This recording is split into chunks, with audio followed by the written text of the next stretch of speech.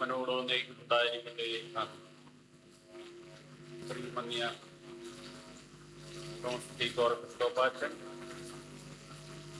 ഇടവകയുടെ വികാരി ശ്രീ ബഹുമാനപ്പെട്ട ഫിലിപ്പ് വൈദ്യനച്ചൻ, ബഹുമാനപ്പെട്ട വൈദിക ശ്രേഷ്ഠരെ, പ്രിയപ്പെട്ട ശുശ്രൂഷകരെ, കർത്താവിൽ സ്നേഹമുള്ള സഹോദരി സഹോദരങ്ങൾ, നമ്മളെല്ലാവരും ഇന്ന് ഇവിടെ ഒരുമിച്ച് കൂടിയിരിക്കുന്നത് നമ്മളെ ഒത്തിരി സ്നേഹിച്ച്, അതേപോലെ തന്നെ നമ്മളുടെ ജീവിതത്തിൽ ആത്മീയമായ ഓരോരോ അനുഭവങ്ങൾ ഉണ്ടാകുമാറ് വഴി നടത്തിയ പുണ്യശ്ലോകനായ പോളികാർപ്പോസ് സക്രിയ തിരുമേനിയെ ഓർക്കുവാനും തിരുമേനിയുടെ 4ാമത്തെ ഈ ഓർമ്മയിൽ സംബന്ധിക്കുവാനും കൂടിയാണ്. എന്നെ സംബന്ധിച്ചിടത്തോളം ഈ ആത്മീയ യാത്രയിൽ എന്നോടുകൂടെ ചേർന്ന് നിന്ന് എപ്പോഴും ഒരു സഹോദരനെ പോലെ ജീവിതത്തിൽ വലിയ ഒരു സ്ഥാനം നൽകി ആദരിച്ച ഒരു മഹാവ്യക്തിത്വത്തിന്റെ ഉടമയാണ് പുണ്യശ്ലോകനായ പോളികാർപ്പോസ് തിരുമേനി. അദ്ദേഹം വിശ്വസ്തയോടുകൂടി 10 വർഷക്കാലം മലബാർ ഭദ്രാസനത്തെ ശുശ്രൂഷിച്ചു. 52ാമത്തെ വയസ്സിൽ അദ്ദേഹം ദൈവസന്നിധിയിലേക്ക് യാത്രയായി. 4 വർഷം കഴിഞ്ഞു അദ്ദേഹം നമ്മളെ വേർപിരിഞ്ഞിട്ട്. എങ്കിലും അദ്ദേഹത്തിന്റെ ജീവിതത്തിലെ ഓരോരോ പ്രത്യേകതകൾ നമ്മളെ എപ്പോഴും അദ്ദേഹത്തോടുള്ളതായ വലിയ ബന്ധത്തിൽ ചേർത്ത് നിർത്തുകയാണ്. അദ്ദേഹത്തിന്റെ വിനയം, സ്നേഹം, സമർപ്പണം, അജപാലനം ആദിയായ കാര്യങ്ങളൊക്കെ നമ്മളുടെ ജീവിതത്തിൽ വളരെയധികം സ്വാധീനം ചെലുത്തിയിട്ടുണ്ട്. സുവിശേഷത്തിൽ നാം ഇപ്രകാരം വായിക്കുന്നുണ്ട്. യോഹന്നാന്റെ സുവിശേഷം 13-ാം അധ്യായത്തിന്റെ 34-ാം വാക്യം: ഞാൻ നിങ്ങൾക്ക് ഒരു പുതിയ കൽപ്പന തരുന്നു, ഞാൻ നിങ്ങളെ സ്നേഹിച്ചതുപോലെ നിങ്ങളും അന്യോന്യം സ്നേഹിക്കുന്നു. ദൈവത്തിന്റെ സ്നേഹം മനുഷ്യരിലേക്ക് പകർന്നു നൽകിയ ഒരു പ്രധാനാചാര്യനായിരുന്നു പുണ്യശ്ലോകനായ പോളികാർപ്പോസ് തിരുമേനി. ഒരു അധ്യാപകൻ, ഒരു സംഘാടകൻ, ഒരു ആചാര്യൻ, ഒരു പ്രധാനാചാര്യൻ, ഒരു സംഗീതജ്ഞൻ, അതേപോലെ തന്നെ ഒരു കലാകാരൻ എന്ന വിധത്തിൽ ഒരു ബഹുമുഖ പ്രതിഭയായിരുന്നു പുണ്യശ്ലോകനായ തിരുമേനി. സഭയോടുള്ളതായ അദ്ദേഹത്തിന്റെ വലിയ ഒരു സമർപ്പണം, ഒരു വിധേയത്വം, അത് എത്ര ശ്രേഷ്ഠകരമായിരുന്നു എന്നുള്ളത് അദ്ദേഹത്തിന്റെ ജീവിതം മുൻനിർത്തി നമുക്ക് മനസ്സിലാക്കുവാൻ സാധിക്കും. പരിശുദ്ധ അന്ത്യോക്യ സിംഹാസനത്തോട് അദ്ദേഹം എന്നും തന്റെ ജീവിതത്തിൽ പൂർണ്ണമായ വിധേയത്വം പുലർത്തി. ആരാധനയിലൂടെ ദൈവത്തിന്റെ ജനത്തെ ചേർത്ത് നിർത്തുവാനുള്ളതായ ഒരു പരിശ്രമമായിരുന്നു തിരുമേനിയുടെ ജീവിതത്തിലെ ഏറ്റവും വലിയ ഒരു ശ്രേഷ്ഠതയായി നമ്മൾ മനസ്സിലാക്കേണ്ടത്. അതോടൊപ്പം തന്നെ 2017 കാലഘട്ടത്തിൽ സഭയ്ക്കെതിരായിട്ട് ഇന്ത്യയിലെ പരമോന്നത കോടതിയിൽ നിന്ന് ഒരു വിധിന്യായം ഉണ്ടായപ്പോൾ, വിധി പ്രസ്താവന ഉണ്ടായപ്പോൾ, സഭയിലെ ദേവാലയങ്ങളെല്ലാം തന്നെ വലിയൊരു പ്രതിസന്ധിയിലേക്ക് പോയി. ആ കാലഘട്ടത്തിൽ പിറവം, ചാത്തമറ്റം, കോതമംഗലം, കുളന്തുരുത്തി തുടങ്ങിയ ദേവാലയങ്ങളിൽ പ്രതിസന്ധികൾ ഉടലെടുത്തതായ അവസരത്തിൽ തിരുമേനിയുടെ ശക്തമായ നേതൃത്വം അവിടെ ഉണ്ടായിരുന്നു എന്നുള്ളത് പ്രത്യേകം ശ്രദ്ധേയമാണ്. മുളന്തുരുത്തി പള്ളിയിൽ തിരുമേനി ഓടിയെത്തി.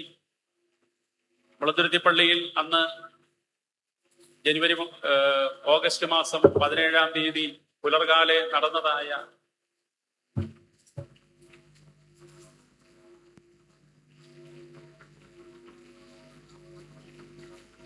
പോലീസുകാരുടെ നരവേട്ടയിൽ വിക്ടിമാക്കപ്പെട്ട 2 മെത്രാപ്പോലിത്തന്മാരാണ് പുണ്യശ്ലോകനായ തിരുമേനിയും ഞാനും. ഞങ്ങൾ രണ്ടുപേരെയും ആ പള്ളിയുടെ പൂമുഖത്ത് നിന്ന് കയ്യിലും കാലിലും പിടിച്ച് ഒരു മൃഗത്തെ തൂക്കിയെടുത്തുകൊണ്ട് പോകുന്നത് പോലെ വലിച്ചിഴച്ചുകൊണ്ടാണ് പള്ളിയുടെ പുറത്ത് റോഡിലേക്ക് പോലീസ് ഉദ്യോഗസ്ഥർ കൊണ്ടുപോയി തള്ളിയത്. പ്രിയപ്പെട്ടവരെ, അന്ന് എനിക്കുണ്ടായതായ പ്രയാസം, ശാരീരികവും മാനസികവുമായ ആ പ്രയാസം, അത് ഇപ്പോഴും ചില അവസരങ്ങളിൽ അലട്ടാറുണ്ട്. തിരുമേനിയെ സംബന്ധിച്ചിടത്തോളം തിരുമേനി ഒരു ഹൃദ്രോഗിയായിരുന്നു. അപ്രകാരമുള്ള ശാരീരികമായ രോഗ ബുദ്ധിമുട്ടുകളൊക്കെ ഉള്ളപ്പോൾ തന്നെയും സത്യവിശ്വാസത്തിന് വേണ്ടി ഈ സഭയുടെ പ്രതിസന്ധികളിൽ ശക്തമായ ധീരമായ ഒരു നേതൃത്വം കൊടുത്ത ഒരു പുണ്യശ്ലോകനാണ് അഭിനന്ദനായ പോളികാർപ്പോസ് തിരുമേനി. തിരുമേനിയുടെ ജീവിതം ജനത്തോടൊപ്പമുള്ള ഒരു ജീവിതമായിരുന്നു. തിരുമേനിയുടെ ജീവിതം തിരക്കുള്ള ഒരു ജീവിതമായിരുന്നു. മലബാർ ഭദ്രാസനത്തിന്റെ ചുമതലയിലായിരുന്നുവെങ്കിലും ഈ കേരളത്തിന്റെ വിവിധ ഭാഗങ്ങളിൽ പള്ളികളിൽ പെരുന്നാളായിട്ടും പലരുടെ വിവാഹമായിട്ടും മാമോദിസായിട്ടും മരണാനന്തര ശുശ്രൂഷയുമൊക്കെയായി ബന്ധപ്പെട്ട് തിരുമേനിയെ ക്ഷണിച്ചു വരുത്തി ആ കാര്യങ്ങളിലൊക്കെ പങ്കെടുപ്പിക്കുക എന്നുള്ളത് ജനത്തിന്റെ വലിയൊരു ആഗ്രഹമായി.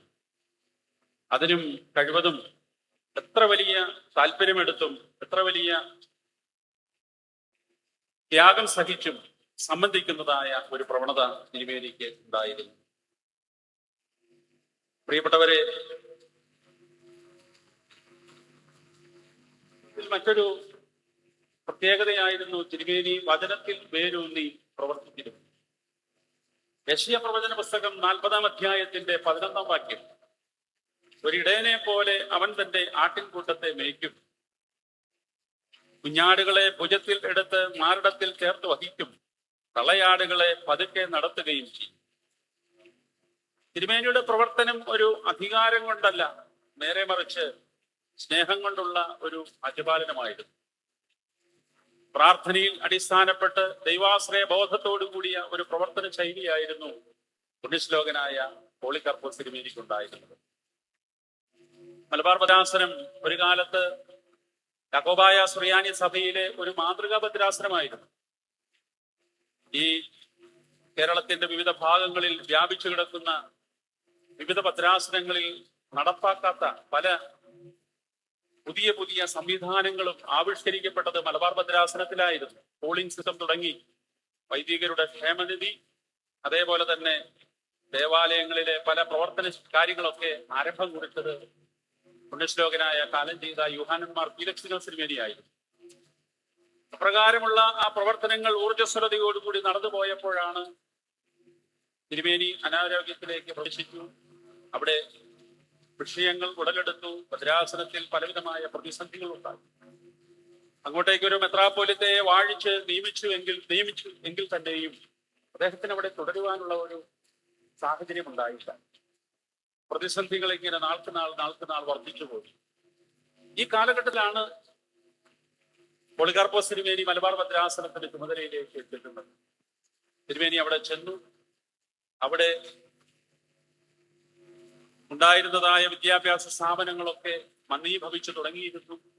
കുഞ്ഞുങ്ങളില്ല, പഠിപ്പിക്കുവാൻ അന്വേഷിക്കുവാൻ ആരുമില്ല. അങ്ങനെയുള്ള ഒരു പരിതസ്ഥിതിയിൽ നിന്ന് ആ സ്ഥാപനങ്ങളെല്ലാം പഴയ സ്ഥിതിയിലേക്ക്, പൂർവ്വസ്ഥിതിയിലേക്ക് ഉയർത്തിക്കൊണ്ടുവരുവാൻ തിരുമേനിക്ക് സാധിച്ചു. മലബാർ ഭദ്രാസനത്തിന്റെ അപ്രകാരമുള്ള ഓരോരോ പ്രവർത്തനങ്ങൾ, തിരുമേനിയുടെ നേതൃത്വത്തിലുള്ള പ്രവർത്തനങ്ങൾ, അത് ഭദ്രാസനം ആ നഷ്ടപ്പെടുത്തി കളഞ്ഞതായ പ്രതീക്ഷായ വീണ്ടെടുക്കുവാൻ മുഖാന്തരമായി തീർന്നു എന്ന് നമുക്ക് മനസ്സിലാക്കാം. സുന്നഹദോസുകൾ കൂടുമ്പോഴും ഞങ്ങൾ ഒരുമിച്ചിരുന്ന് സംസാരിക്കുമ്പോഴും ഒക്കെ തിരുമേനി പലപ്പോഴും പറയും, വയനാട്ടിൽ പോയി അവിടുത്തെ ഓരോ കാര്യങ്ങളൊക്കെ അന്വേഷിക്കുന്നു. ശരീരത്തിന് നല്ല സുഖമില്ല, ശ്വാസതടസ്സമുണ്ട്. ഇവിടെ നിന്നും അവിടെ ചെന്നു കഴിയുമ്പോൾ ശാരീരികമായ അസ്വസ്ഥതകൾ പലതുമുണ്ട്. അതുകൊണ്ട് എന്നെ ഒന്ന് മടക്കി നാട്ടിലേക്ക് കൊണ്ടുവരുവാനുള്ള ഒരു സംവിധാനം എങ്ങനെയെങ്കിലുമൊക്കെ ഒന്ന് ക്രമപ്പെടുത്തി തരണമെന്ന്. പ്രിയപ്പെട്ടവരെ, അന്ന് സഭ അത് കൂടുതൽ ശ്രദ്ധയോടുകൂടി കേട്ടില്ല. തിരുമേനിയുടെ സാന്നിധ്യവും തിരുമേനിയുടെ പ്രവർത്തനവും അവിടെ ആവശ്യമായിരുന്നു എന്ന് സഭ കരുതി. എന്നാൽ തിരുമേനിയുടെ ബുദ്ധിമുട്ടുകൾ തുറന്നു പറഞ്ഞപ്പോൾ അത് തിരുമേനിയെ അലട്ടിക്കൊണ്ടിരിക്കുന്ന ശാരീരികമായ ഓരോ ബുദ്ധിമുട്ടുകളായിരുന്നു എന്ന് ഇക്കാലങ്ങളിൽ തിരുമേനിയുടെ വേർപാടോടുകൂടിയാണ് നമുക്ക് ഏവർക്കും മനസ്സിലാക്കുവാനായിട്ട് സാധിക്കും. തിരുമേനിയുടെ 10 വർഷം നീണ്ടു നിന്നതായ പരിപാലന ദൗത്യം സഭയ്ക്കേറെ പ്രയോജനപ്പെട്ടിട്ടുണ്ട്. തിരുമേനിയുടെ വലിയൊരു സ്വപ്നമായിരുന്നു വിദേശ രാജ്യങ്ങളിൽ എവിടെയെങ്കിലും ഒരു ചുമതലയും ആയിരിക്കണം. തിരുമേനി കാലം ചെയ്യുന്നതിന് മുമ്പായി കൂടിയ സുന്നഹദോസിൽ ഇപ്പോഴത്തെ ശ്രേഷ്ഠ ഭാവ ഉറപ്പിച്ചു പറഞ്ഞു, തിരുമേനി അടുത്ത സന്താച്ചന്മാരുടെ ഗൾഫ് രാജ്യങ്ങളിലെയും വിദേശ രാജ്യങ്ങളിലെയും റീഷഫിളിംഗിൽ നിശ്ചയമായിട്ടും തിരുമേനിക്ക് ഒരു ഭദ്രാസനത്തിന് മുതലേ ഉണ്ടായിരിക്കണം. തിരുമേനി അത് കേട്ട് ഏറെ സന്തോഷവാനായി. ആ സുന്നഹദോസ് കഴിഞ്ഞ് ഗ്രിഗോറിയസ് തിരുമേനി ഇന്നത്തെ ബാബാ തിരുമേനിയുടെ അടുക്കൽ ചെന്ന് സന്തോഷം പ്രകടിപ്പിക്കുന്നതായ അവസരത്തിൽ ഞാനും തൊട്ടടുത്ത് നിൽക്കുന്നുണ്ടായിരുന്നു. പ്രിയപ്പെട്ടവരെ, അങ്ങനെ സഭയ്ക്ക് വേണ്ടി ഒത്തിരി ത്യാഗം സഹിച്ച ആ തിരുമേനിയുടെ ഓർമ്മയ്ക്ക് മുമ്പിലാണ് ഞാനും നിങ്ങളുമൊക്കെ തിരുമേനിയെ കുറിച്ച് ഭാഗ്യവാനായ പൗലോസ് അപ്പോസ്തലൻ ഓർമ്മിപ്പിക്കുന്നത് പോലെ 2 തീമോഥെയോസിന്റെ ലേഖനം 4 ഞാൻ നല്ല പോർപെടുത്തി ഓട്ടം തികച്ചു വിശ്വാസം. അപ്രകാരമുള്ള ഒരു അർപ്പിതനായ ഒരു മേൽപ്പട്ടക്കാരൻ നമ്മുടെ സഭയില് ഭൂരിഭാഗം മേൽപ്പട്ടക്കാരുമൊക്കെ പ്രായമൊക്കെയായി താടിയൊക്കെ നരച്ച് അങ്ങനെ വാർദ്ധക്യത്തിലെത്തി ദൈവസന്നിധിയിലേക്ക് മടങ്ങി പോകുന്ന ഒരു സാധാരണയുള്ള ഒരു ശൈലിയാണ് നമ്മൾ കാണാറ്. അതുകൊണ്ട് നമ്മളെ ഏത് ചിത്രത്തിൽ നോക്കിയാലും നമ്മുടെ പിതാക്കന്മാർക്കൊക്കെ താടിയൊക്കെ നരച്ച ഒരു പോളികാർപ്പോസ് തിരുമേനിയുടെ ചിത്രത്തിലേക്ക് നോക്കുമ്പോൾ, തിരുമേനിയുടെ മുഖത്തേക്ക് നോക്കുമ്പോൾ ഹൃദയത്തിന് ഒത്തിരി വേദന നൽകും. കാരണം തിരുമേനിയുടെ താടി പോലും നടക്കും. ഇനി പ്രവർത്തിക്കുവാൻ സഭയ്ക്ക് വേണ്ടി ഇനിയും അനേകം പ്രവർത്തനങ്ങൾ കാഴ്ചവെക്കുവാൻ സാധ്യമായ ഒരു കാലഘട്ടത്തിലാണ് തിരുമേനി ആരും പ്രതീക്ഷിക്കാത്ത വിധം ലോകത്തിൽ നിന്ന് യാത്രയാണ്. ദൈവത്തിന്റെ നിശ്ചയമാണ്, നമ്മൾ ആരും അതിൽ നിന്ന് മാറ്റി ചിന്തിക്കും. കാരണം ലോകത്തിൽ ഓരോ മനുഷ്യന്റെയും ആയുസ്സിനെ പരിധി നിർണ്ണയിക്കുന്ന ഒരു ദൈവമാണ്. ഇനി നമ്മളിൽ നിന്ന് കടന്നുപോയെങ്കിലും തിരുമേനിയുടെ ജീവിതം നമുക്ക് സന്ദേശങ്ങൾ നൽകുന്നുണ്ട്. തിരുമേനിയുടെ ജീവിതം നൽകുന്ന ഒന്നാമത്തെ സന്ദേശമാണ് എല്ലാ കാര്യങ്ങളിലും വിശ്വസ്തയോടുകൂടി നിലനിൽക്കണം.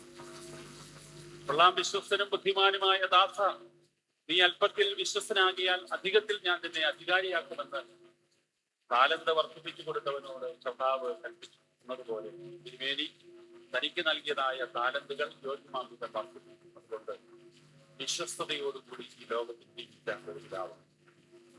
പ്രിയപ്പെട്ടവരെ, ഇന്ന് മനുഷ്യ സമൂഹത്തിൽ നിന്ന് നഷ്ടപ്പെട്ടുകൊണ്ടിരിക്കുന്നത് വിശ്വസ്തതയാണ്.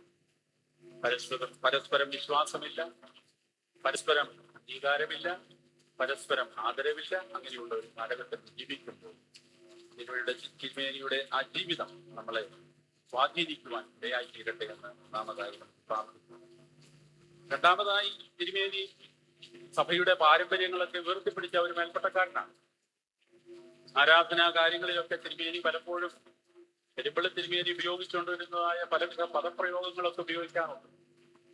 പ്രമിയോൻ സദറ വായിക്കുമ്പോൾ, അതേപോലെ തന്നെ ഏവങ്കേലിയൻ വായിക്കുമ്പോൾ, അങ്ങനെ കാരണം അത് ജനങ്ങളെ ആകർഷിക്കുന്ന ഒരു രീതിയിൽ ആയിരുന്നു എന്നുള്ളത് തിരുമേനിക്ക് പൂർണ്ണമായ ബോധ്യമുണ്ടായതുകൊണ്ടാണ്.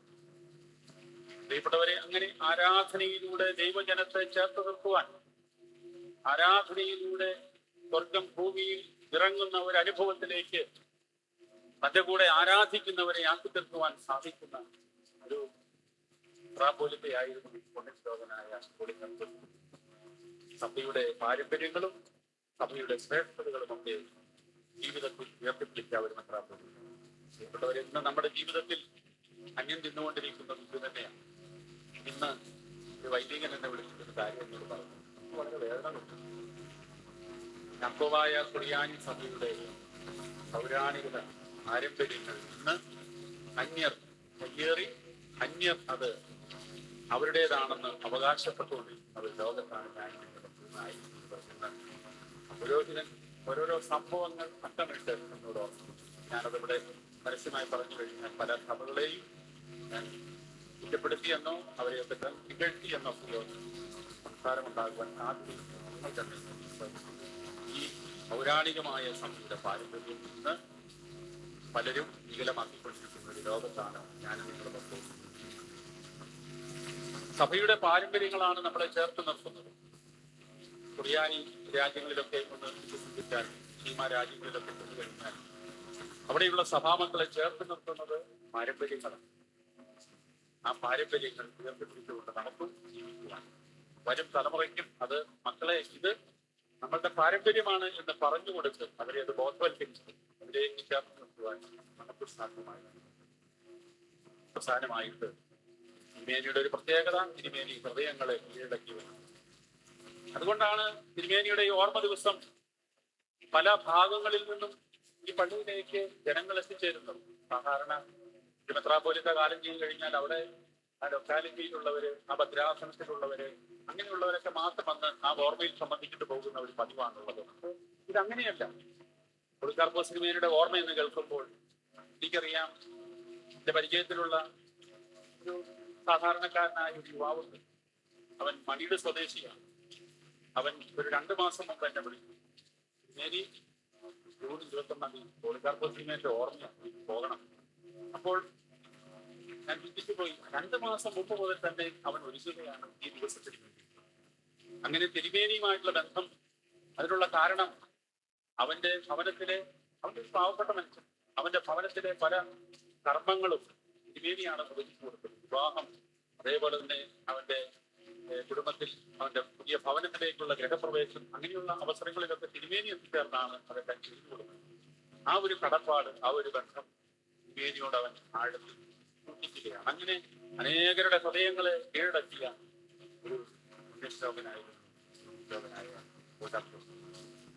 സങ്കീർത്തനം 116:15 നമ്മൾ വായിക്കുന്നുണ്ട്. തന്റെ ഭക്തന്മാരുടെ മരണം യഹോവയ്ക്ക് വലിയതാണ്.